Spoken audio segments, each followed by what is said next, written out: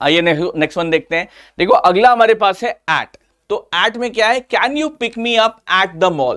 तो देखिए एट आमतौर पर आप जो है जब भी लेट्स जस्ट से लोकेशन को एज अ पॉइंट दिखाना चाहते हो, जब भी स्थिति को आप पॉइंट के तौर पर, बिंदु के तौर पर दिखाना चाहते हो, वहां पर आप एट लगाते हो। तो यहां पर कह रहे हैं कि क्या तुम मुझे मॉल से पिकअप कर लोगे, क्या तुम मुझे या क्या आप मुझे मॉल से पिकअप कर लेंगे।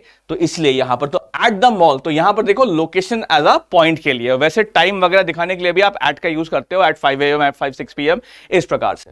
अच्छा देखो अगला हमारे पास है बट। अब बट में क्या है, आई am sorry but she is away. ठीक है, तो बट देखा जाए जब आप लेकिन की बात करते हो उस केस में आप बट लगाते हो। So I am sorry but she is away. ठीक है, तो मैं माफी मांगता हूं लेकिन वह दूर है। ठीक है, लेकिन जो है बट लेकिन के लिए यूज करते हैं।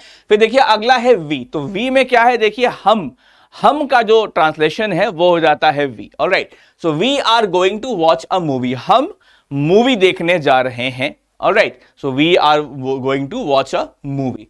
अच्छा हिज, तो जब आप किसी मैस्कुलिन जेंडर का कोई अधिकार दिखाते हैं तो वहां पर हिज लगाते हैं, पुरुलिंग का अधिकार दिखाने के लिए हिज का इस्तेमाल होता है।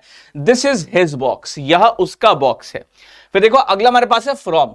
अब फ्रॉम देखा जाए, देखिए जैसे कि टू दिखाते हैं गंतव्य के लिए, डेस्टिनेशन के लिए, फ्रॉम दिखाते हैं कहां से आ रही है, ओरिजिन क्या है वो दिखाने के लिए। So this card came from my cousin. ठीक है, this card came from my cousin, तो ये कार्ड जो है मेरे कजन से आया, लाइक दैट।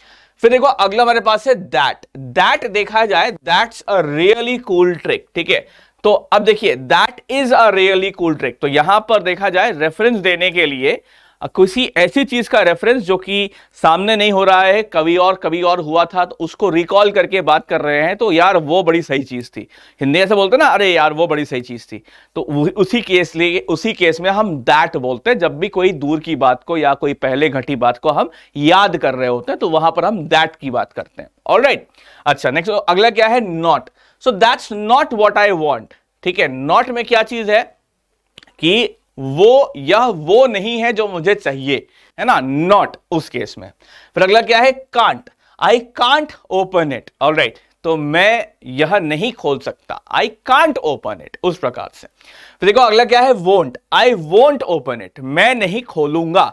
अगर काबिलियत नहीं होती है तो कांट लगाते हैं, इच्छा नहीं होती है, विल नहीं होती है तो वोंट लगाते हैं। ठीक है, वोंट बेसिकली विल नॉट का शॉर्ट है।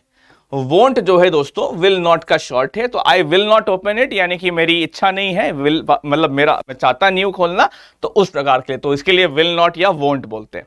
फिर देखो अगला हमारे पास है बाय। अब बाय में क्या है, के द्वारा, बी वाई वाला बाय है, बी वाई ई वाला बाय नहीं है।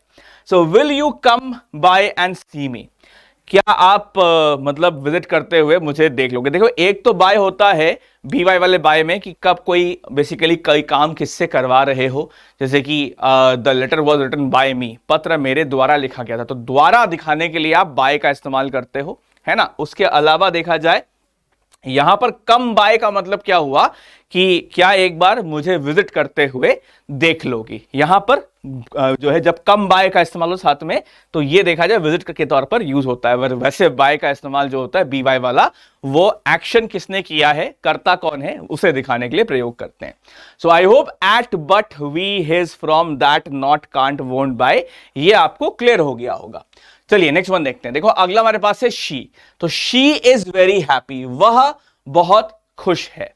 शी इज वेरी हैप्पी, वह बहुत खुश है।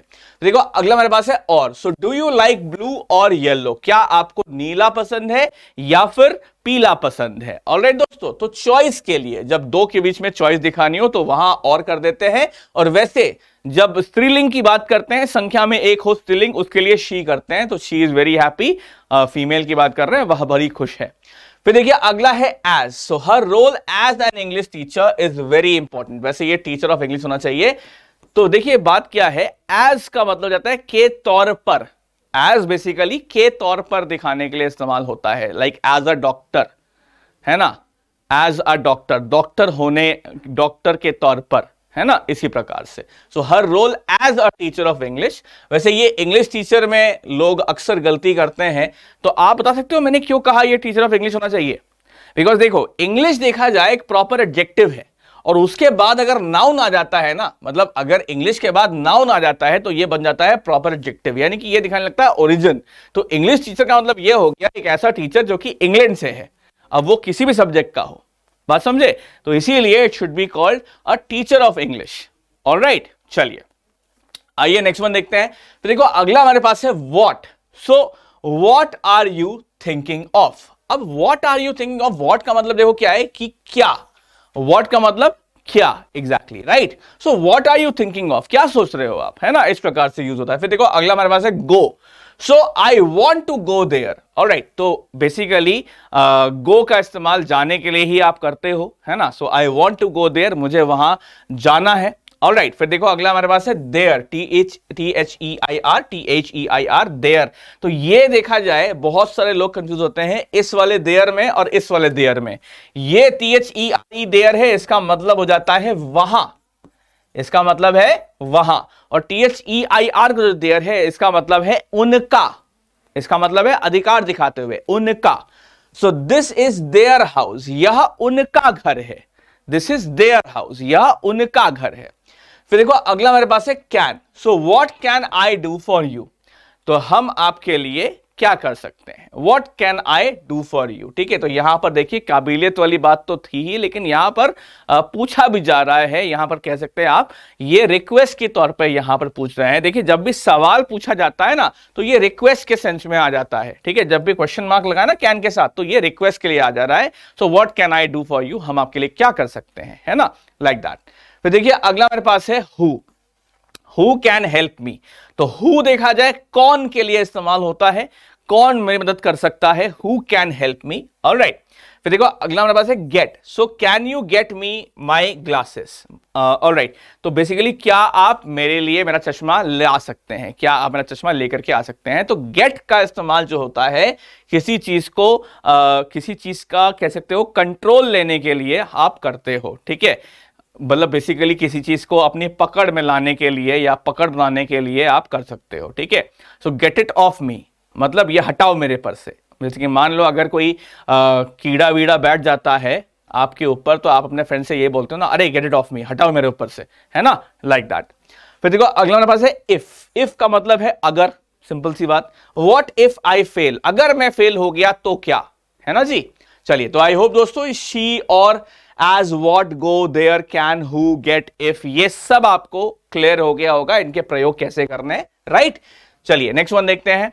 अच्छा जी, ये प्रीवियस टर्म था, नेक्स्ट वन देखिए हो जाता है अगला है would.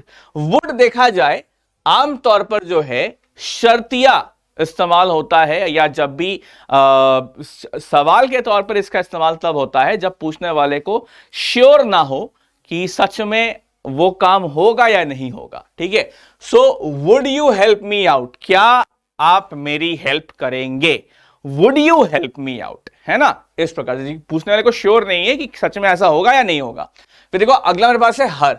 So I have her book, मेरे पास उसकी किताब है। तो जब आप किसी फीमेल की अधिकार की बात कर रहे हो, आई हैव हर बुक, तो मेरे पास उसकी किताब है, इस सेंस में। फिर देखो अगला मेरे पास है all. So all my favourite books are on this shelf. तो ऑल का मतलब होता है सभी, ऑल का मतलब है क्या है, सभी।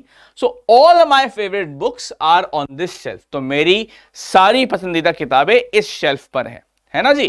फिर देखो अगला मेरे पास है माई। तो my mom is coming to visit, मेरी मां विजिट करने आ रही है, my mom is coming to visit. दोस्तों देखो अगला हमारे पास है मेक।